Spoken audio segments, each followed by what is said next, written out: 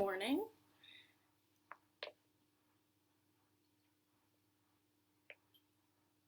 Good morning. I can't tell if this is live yet, but it's Miss Julie. I'm going to be reading to you this morning one of my favorite books. It is called The Three Questions, and it's based on a story written by Leo Tolstoy. And this book was written and illustrated by John J. Muth. So here we go. I might need my reading glasses, so excuse me for a second. This book is for Nikolai.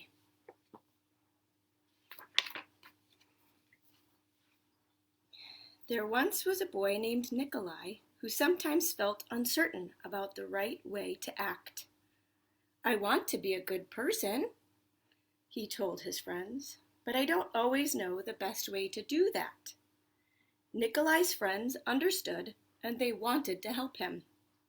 "If only I could find the answers to my three questions," Nikolai continued. "Then I would always know what to do." Now I'm going to show you the pictures because I think they're beautiful. Good morning, Henry. Nice to see you. I don't know if you can see these pictures, but I'm going to show you.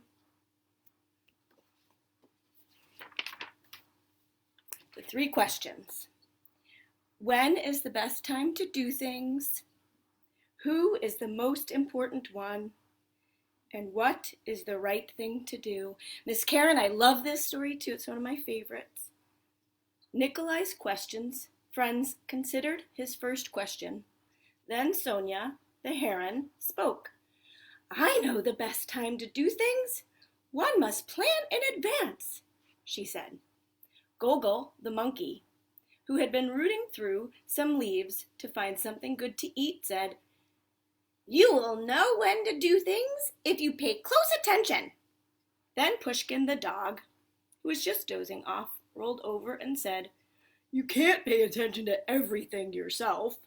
You need a pack to keep watch and help you decide when to do things. For example, Gogol, a coconut is about to fall on your head." Good morning, Brody. Nice to see you on. I can't show you the pictures very well. Oh, Enzo, good morning. I love this story. I hope you guys like it too. Nikolai thought for a moment. Then he asked his second question. Who is the most important one? "Those who are closest to heaven," said Sonia, circling up into the sky. "Those who know how to heal the sick," said Gogol, stroking his bruised noggin. "Those who make the rules," growled Pushkin. I'll try to show you those.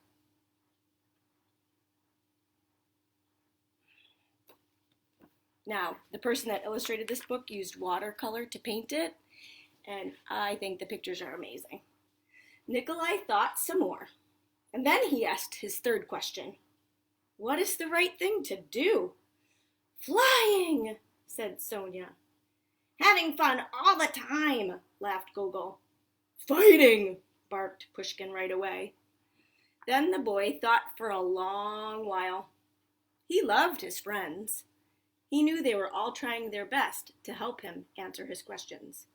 But their answers didn't seem quite right. Then an idea came to him. "I know," he thought. "I will ask Leo the turtle. He has lived a very long time. Surely he will know the answers I am looking for." Oh, good morning, Miles. Oops, sorry, I forgot to show you those pictures. Let me do my best. Can you see? 1 and 2.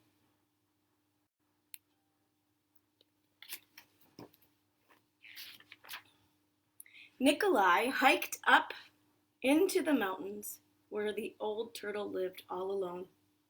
When Nikolai arrived, he found Leo digging in a garden. The turtle was old and digging was hard for him. "I have 3 questions and I came to ask your help," Nikolai said. "When is the best time to do things? Who is the most important one?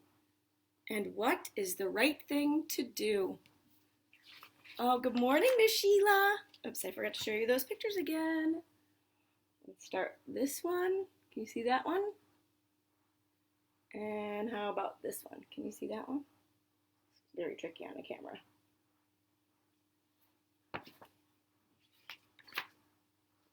Leo listened carefully, but he only smiled. Then he went on with his digging. You must be tired, Nikolai said. Let me help you. The turtle gave him his shovel and thanked him. And because it was easier for a young boy to dig than it was for an old turtle, Nikolai kept on digging until all the rows were finished. But just as he had finished, the wind blew wildly and the rain burst from darkened clouds, kind of like our day today. As they moved toward the cottage for shelter, Nikolai suddenly heard a cry for help. So here's that one. And then that one. Oops, sorry for the shine.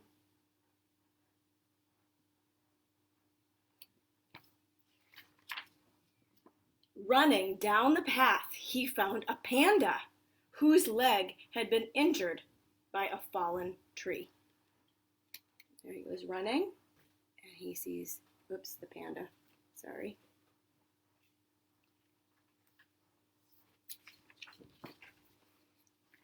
Oops, carefully, Nikolai carried her into Leo's house and made a splint for her leg with a stick of bamboo. The storm raged on, banging at the doors and windows. The panda woke up. Where am I? She said. And where is my child? Oh, this one's kind of hard because I ripped the page, so I'll go like this. You see that one?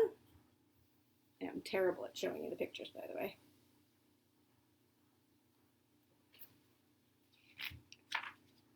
The boy ran out of the cottage and down the path.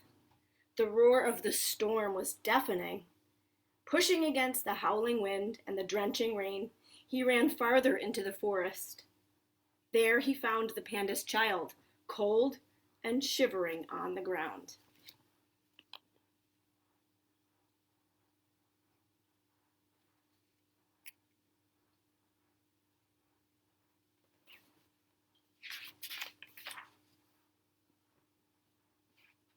The little panda was wet and scared, but alive. Nikolai carried her inside and made her warm and dry. Then he laid her in her mother's arms.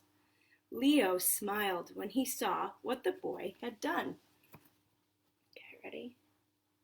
Cute little baby panda. And a cute little smile on Leo's face. That one always makes me happy. The next morning the sun was warm. Birds sang, and all was well with the world. The panda's leg was healing nicely, and she thanked Nikolai for saving her and her baby from the storm. In that moment, Sonia, Gogol, and Pushkin arrived to make sure everyone was all right.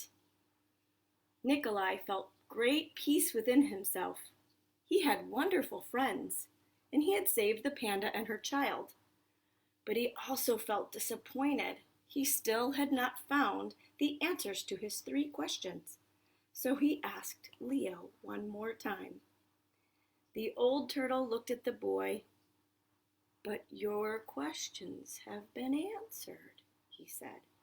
They have? Asked the boy.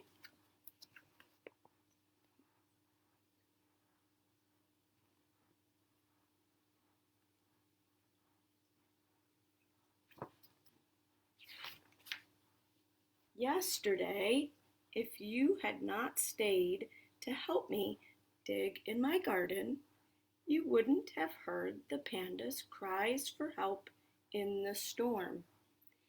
Therefore, the most important time was the time you spent digging in the garden. The most important one at the moment was me, and the most important thing to do was to help me with my garden. Later, when you found the injured panda, the most important time was the time you spent mending her leg and saving her child. The most important ones were the panda and her baby. The most important thing to do was to take care of them and make them safe. There's not a lot of pictures on that side, so I lucked out. I get to show you one picture.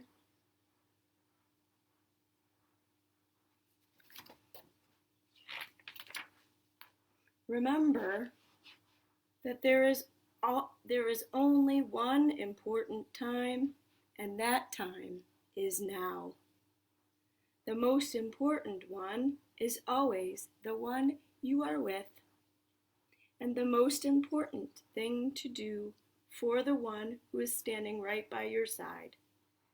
For these, my dear boy, are the answers to what is most important in this world.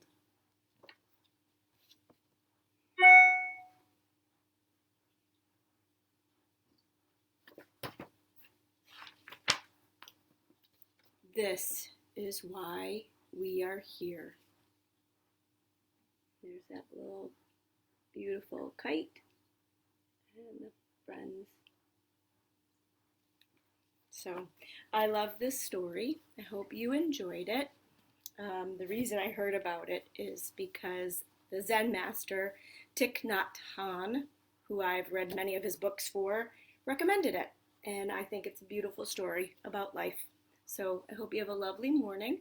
Sorry it's so rainy, and hopefully tomorrow it won't be so you can get outside. Thanks for visiting. Bye.